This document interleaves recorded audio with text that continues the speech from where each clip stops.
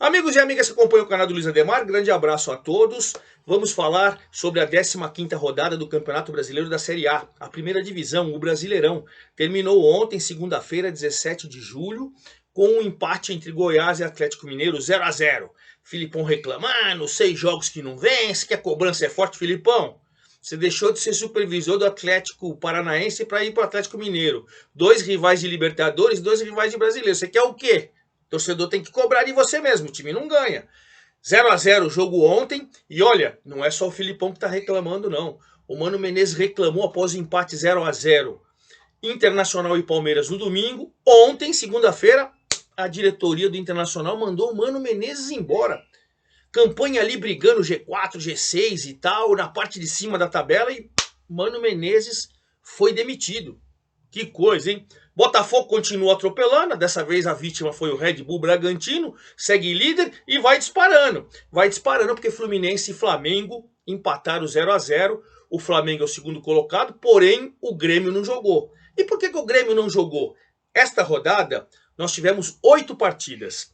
Corinthians e Grêmio, que seria em Itaquera, América e Vasco, que seria no Independência em Minas Gerais, Belo Horizonte, não aconteceram.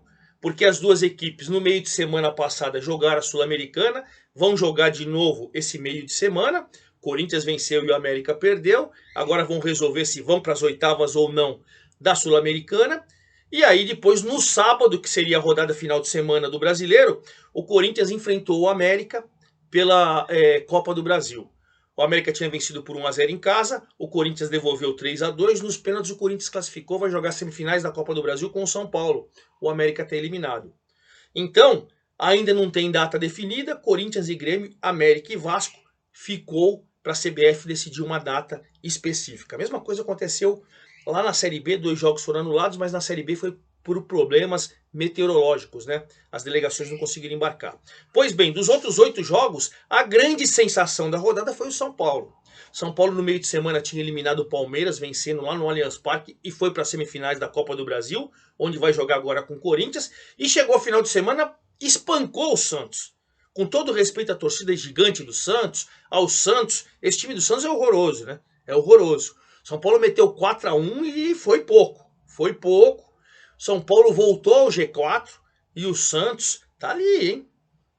Tem que tomar muito cuidado, foi punido, vai conseguir jogar na Vila, mas sem torcida.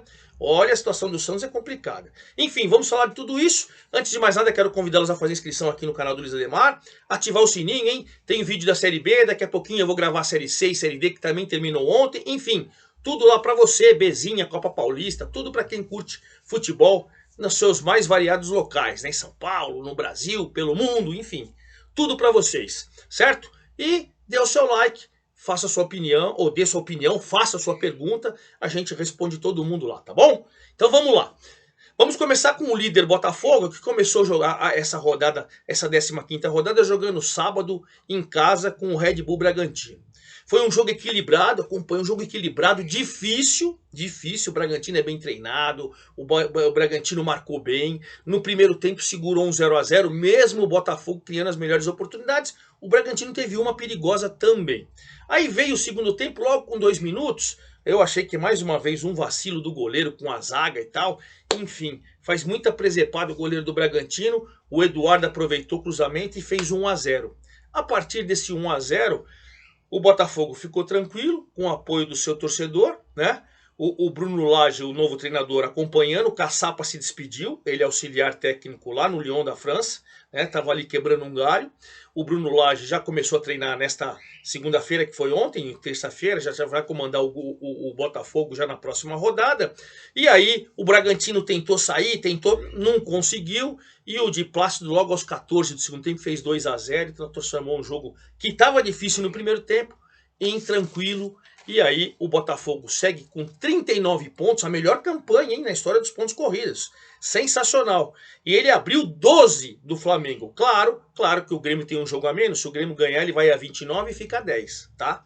Mas hoje Tá 12 de distância do segundo colocado, o Botafogo vai espetacularmente bem. E o Bragantino deu uma despencada, né? O Bragantino que estava ali dentro do G6, brigando pelo G4 e tal, agora é o sétimo colocado, saiu do G6 com 24 pontos. Saiu da zona de Libertadores para a zona da Sul-Americana, mas continua bem classificado. O segundo colocado é o Flamengo que empatou com o Fluminense por 0-0. Se você vê, 0-0, jogo ruim, não. Foi um jogo, não vou falar maravilhoso, excelente e tal, mas foi um jogo bem disputado, né? O primeiro tempo, o jogo acho que foi um pouco mais truncado, e no segundo tempo, para mim, o Fluminense foi melhor. Se tivesse que ter um vencedor, para mim, o Fluminense foi melhor. No primeiro tempo, o Arias chegou a fazer 1-0 para o Fluminense. O VAR, corretamente, no início da jogada, teve uma falta no jogador do Flamengo.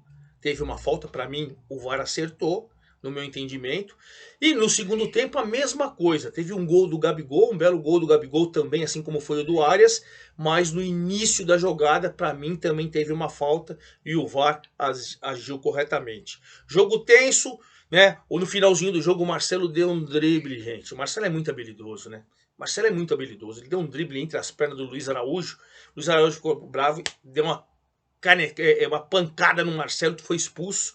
Mas enfim, de qualquer maneira, o 0-0 com quase 58 mil pessoas no Maracanã, né? 0-0. Flamengo foi a 27, 12 do Botafogo, está cada vez mais distante. E o Fluminense, com esse ponto conquistado, ele tem 25, caiu uma posição, saiu do G4, está no G6, é o quinto colocado com 25 pontos, certo? Essa é a situação. O Grêmio não jogou, continua em terceiro, não jogou, mas tem a possibilidade de assumir a liderança se ganhar esse jogo a menos, que é contra o Corinthians em Itaquera. E o novo integrante do G4 foi o São Paulo, que já tinha feito 2-1 no Palmeiras no meio de semana na Copa do Brasil, jogado muita bola, não é fácil você ganhar do Palmeiras no Allianz Parque, todo mundo sabe. O São Paulo meteu 4-1 no Santos e com muita tranquilidade, O Caleri faz 1-0, depois de uma pressão, São Paulo cria algumas oportunidades, num pênalti bobo do Joaquim em cima do próprio Caleri. Caleri cobrou e fez 1-0, né? E aí depois o Caleri, ainda no primeiro tempo, num cruzamento bonito, né? Do lado direito do Alisson, o Caleri de cabeça fez 2-0. Jogo tranquilo, jogo absoluto. Veio o segundo tempo, o São Paulo continuou bem, depois teve as substituições. O David, que entrou junto com o Nestor no segundo tempo, participou do terceiro gol. Nestor, jogada bonita, tocou para o David, que fez 3-0. E depois o Pato, que foi o último a entrar, foi o quinto jogador a entrar, a torcida pediu e tal, fez um golaço numa tabela com o David. Ele entrou na diagonal, bateu, fez um golaço, comemorou com a cabeça do Santo Paulo e tal, festa total. No finalzinho, aí um pênalti bobo, né? Um pênalti bobo que o São Paulo realmente pisou. O jogador do São Paulo pisou no pé do garoto David, né? E aí o Marcos Leonardo cobrou e descontou. 4-1 com 58, 127, a melhor público da rodada, da 15ª rodada. A torcida do São Paulo fantástica, bateu o recorde da temporada. 58, 127. E o São Paulo vem mostrando dentro de campo espetacular e subiu. Subiu, feito um foguete. São Paulo foi para a quarta colocação, voltou para o G4, não é para o G6 não, quarto com 25, né? Quarto com 25, os mesmos 25 do Palmeiras, ou do Fluminense, os mesmos 25 do Palmeiras, mas os critérios, São Paulo é o quarto, Fluminense é o quinto e o Palmeiras é o sexto, fechando o G6 ali, certo? E o Santos está lá na 14ª colocação, caiu uma posição com 16, mas ainda tranquilo, porque ele está a 4 pontos de distância da zona do rebaixamento. Ainda tranquilo em relação à zona do rebaixamento, claro, bola, desempenho. O Paulo Turra, para mim, até agora, não mostrou a que veio. Ganhou do Goiás na semana passada com a ajuda da arbitragem, no meu entendimento. Não sei se o torcedor do Santos concorda comigo. Provavelmente não. Mas se não fosse a arbitragem, ia ser complicado. Mas, enfim, é isso. O Santos está numa situação cada vez mais complicada. Fluminense é o 25, empatou com o Flamengo, falei para vocês, está ali no G5, né? Ou na 5ª colocação, no G6, com os mesmos 25 do São Paulo, mas em quinto. E o Palmeiras fecha 25, fecha o G6, empatando 0-0 com o Inter. Um jogo que tecnicamente deixou a desejar, mas as melhores chances, as chances mais claras de gol foram do Palmeiras, como no primeiro tempo. num chute do Gabriel Menino, o goleiro rebateu, o Rafael Veiga perdeu um gol inacreditável, mas perdeu um gol inacreditável. O Gabriel Menino teve uma oportunidade, o Inter teve outra, enfim, no segundo tempo o jogo caiu um pouco de produção, 0 a 0, mas não foi num nível ali de Flamengo e Fluminense, foi um nível abaixo, com poucas oportunidades de gol, e o 0 a 0 retratou que foi a partida. Embora esse gol do Rafael Veiga realmente é gol imperdível. Palmeiras caiu uma posição, é o sexto, de era quinto, era o sexto, mas continua no G6. 25 pontos, tranquilo, né? No sentido, também a gente está falando tranquilo, no sentido da gente desempenho, né? A gente sempre espera o Palmeiras lá em cima. Pois bem, e aí o Internacional caiu uma posição, é o 11º com 22, está 3, ainda está 3 do G6. E um detalhe, o Mano Menezes foi mandado embora ontem,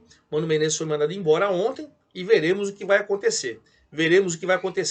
Bom, o Bragantino já falei que perdeu do Botafogo, é o 7º com 24. Aí, na 8ª colocação, subindo 3 posições, aparece o Atlético Paranaense.